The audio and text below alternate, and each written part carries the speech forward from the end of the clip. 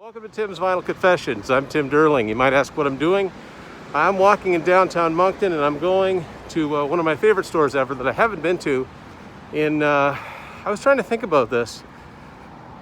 I don't know if I was there in 2019, talking about Spin It. I'm almost there, socially distancing, doing the right thing with the mask here. I'm about to go in. Let's see what I can find. So I'm walking away from Spin It. Did I find stuff? Oh yeah, I found stuff. Fantastic haul. I'll show you about it when I get back to the hotel. Go through this. So we're back in our hotel now, and look, Spin It has rarely disappointed me. I haven't been there in a while, and this time around was no exception. I got a bunch of stuff in various formats.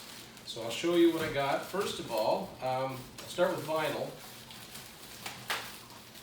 Record I've been looking for a long time, and I really didn't care if I found one used or a reissue, is Alice Cooper's Dada from 1983.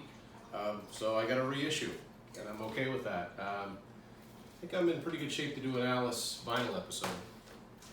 This was a nice surprise. You don't see this one on vinyl as much as some of their other albums. This is Yes and Yes Shows from 1980. This is a Canadian edition on Atlantic. And a really old one from Deep Purple. This is their second album, The Book of Taliesin, 1968. And this is on their original label of Tetragrammaton Records. And I believe this is a Canadian edition. Next, don't normally find CDs in the wild anymore. So we got Deep Purple Perpendicular from 1996. This is a Canadian edition on RCA. I was really surprised to see this. It's Thin Lizzy Fighting. You don't see Thin Lizzy discs very much, and this is an old, I think it's a European issue. How it ended up here, I don't know, but couldn't pass it up. Got some cassettes here, 3 cassettes. AC/DC 74 Jailbreak, Twisted Sister Come Out and Play, and highlights the very best of Yes, which that's very, very strange. This is from Korea. How it ended up at Spin It, I don't know. And the best 8-track haul I've made in the wild since I don't know when. I'm really, really excited. I was really, really excited to see these. Some more Thin Lizzy. This is Johnny the Fox. And I believe this is a Canadian edition on Vertigo. Another Thin Lizzy, Live and Dangerous. This is a Canadian edition on Polydor.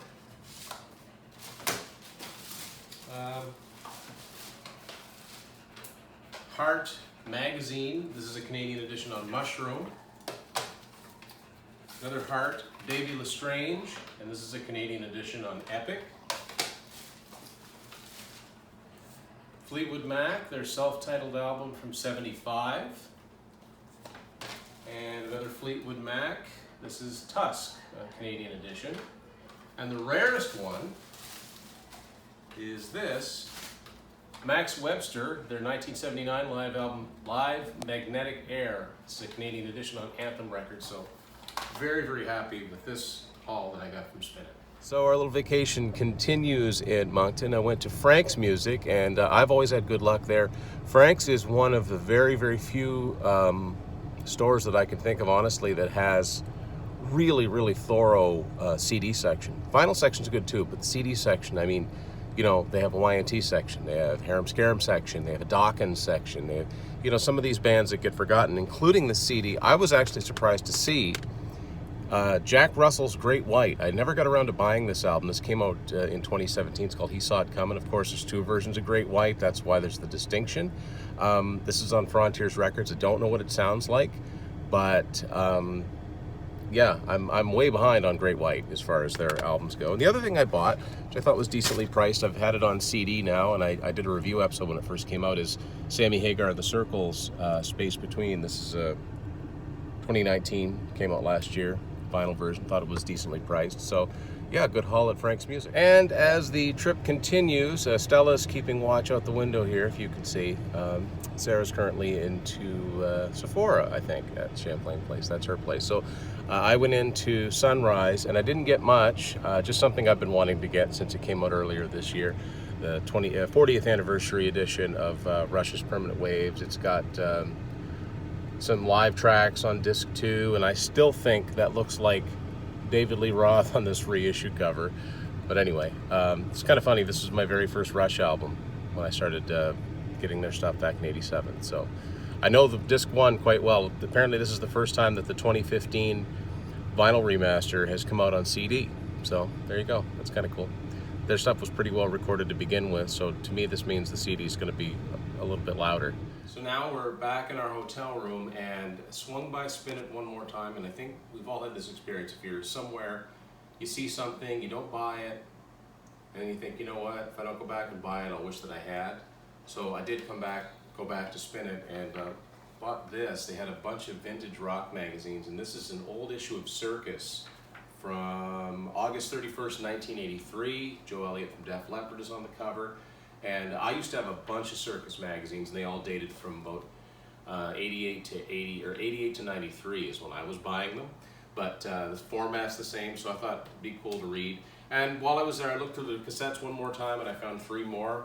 This Deep Purple compilation, When We Rock, We Rock.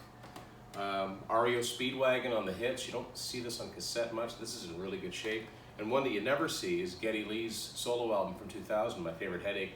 And like the Yes cassette I got, this is another Korean version. You can see the tape looks very, very different. So all in all, very successful haul and a nice vacation. And I hope your summer's going well too. Thanks for watching Tim's Vinyl Confessions.